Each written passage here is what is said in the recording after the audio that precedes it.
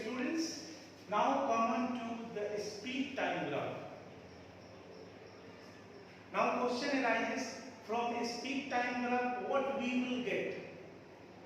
Number one, as far as the quantity are concerned, speed itself a scalar quantity. So with this graph we generally calculate or generally observe and generally conclude the nature of motion of any object. Number one, and number two is the distance calculated. Distance speed time graph से मिलेगा, दो काम करते हैं। And sometimes जो अब मैं बोलने जा रहा हूं उसको आप नोट कर लीजिए, ये थोड़ा पैनिक है आपके लिए। समटाइम्स इससे एस्पिरेशन भी निकलता है।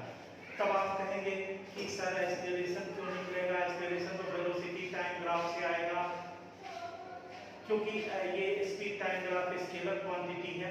कोई बात नहीं है, थोड़ा सा पेशेंस रखिए, जहां पर जाइएगा उस जगह देखेंगे हम लोग कि आप कैसे करेंगे।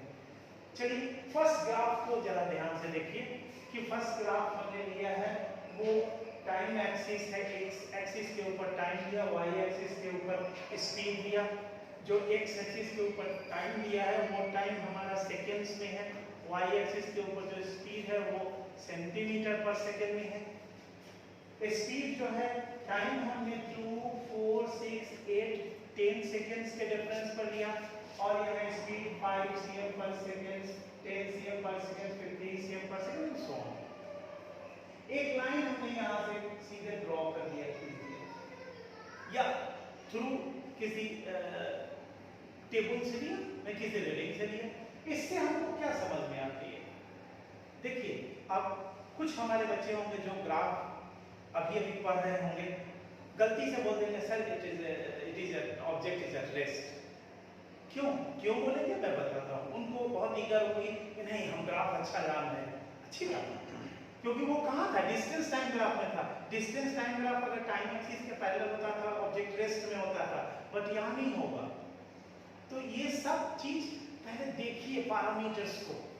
क्या है कि फिजिकल पैरामीटर वाई एक्सिस पर स्पीड है, तो दो सेकंड्स में भी हमारा 10 cm पर सेकंड है, 4 सेकंड में भी 10 cm पर सेकंड है, 6 सेकंड में भी 10 cm पर सेकंड है, 8 में भी एंड 10 में है।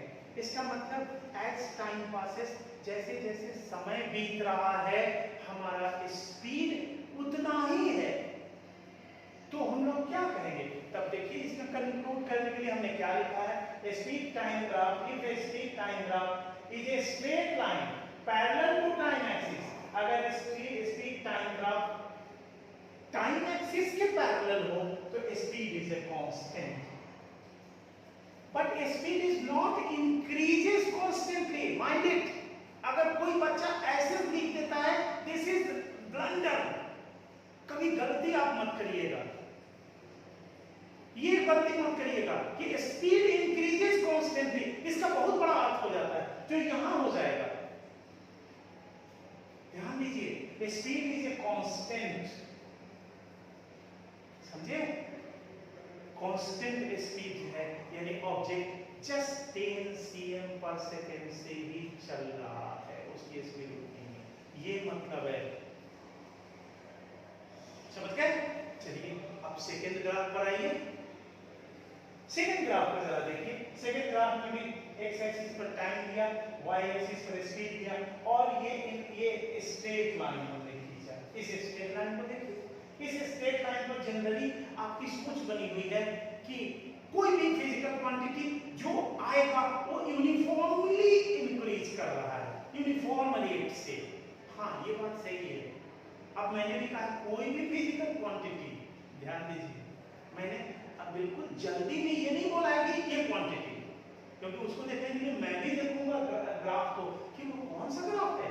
तो यहाँ स्पीड टाइम ग्राफ है, यानी स्पीड जो होगा continuously increases with time, continuity में इंक्रीज कर रही है, तो स्ट्रेट लाइन आएगा।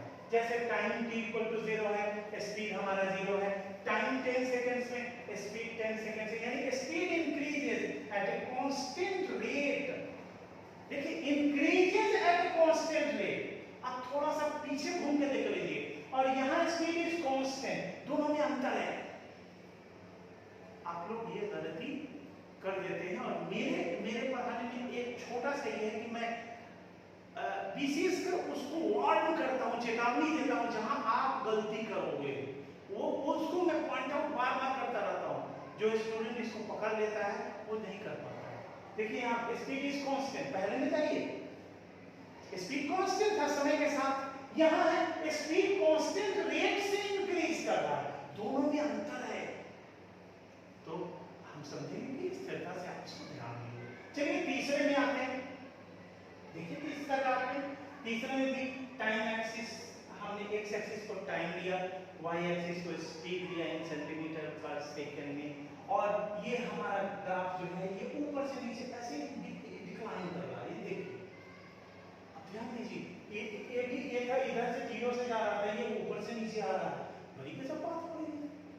बट उसको ध्यान से देखिए, और ध्यान से देखिएगा कि at t equal to 0 speed is 10 cm per second, time 0 था ना, तो स्पीड यहाँ थी, और gradually decreases with time, decreases with, और gradual decrease हो रहा है।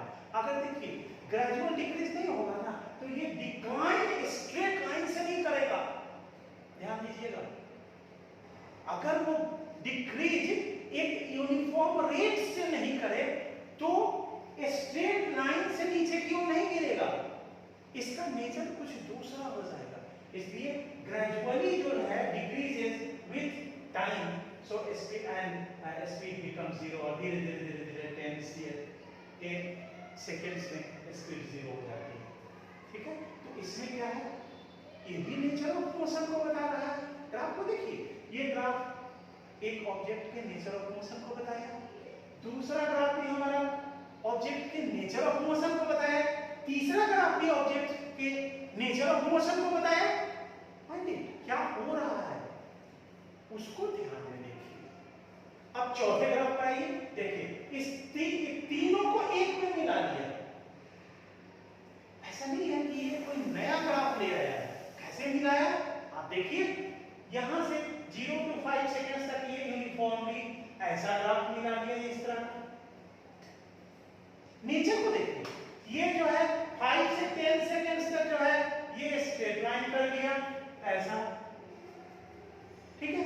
और देखिए ये 10 से 15 सेकंड्स पर ये डिक्लाइनिंग कैपेसिटी का कर दिया, तीनों ग्राफ में को एक में डाल दिया और कहा कि डियर स्टूडेंट्स आप बताओ इसका नेचर ऑफ मोशन। अब सिर्फ नेचर ऑफ मोशन लोग पूछ रहा है, तो इसमें बहुत आसान है, थोड़ा कंसंट्रेशन है, उस कंसंट्रेशन को आप अपने बस में रखिए। देखिए 0 to यहाँ टाइम t को मैंने लिखा भी है, यहाँ सोचा कि आपको थोड़ी दिक्कत होगी, मैं लिख दे रहा हूँ। t equal to 0 to t equal to 5 seconds, speed of object increases at a constant rate। यहाँ 0 to 5 seconds तक ये स्पीड जो है ये कांस्टेंट रेट से इंक्रीज कर रहा है।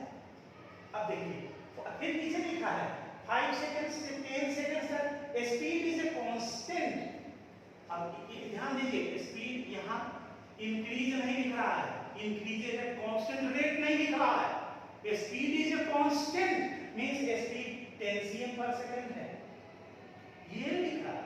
और 10 से 15 सेकंड तक है speed down at a constant rate, constant rate से स्पीड डाउन कर रहा है।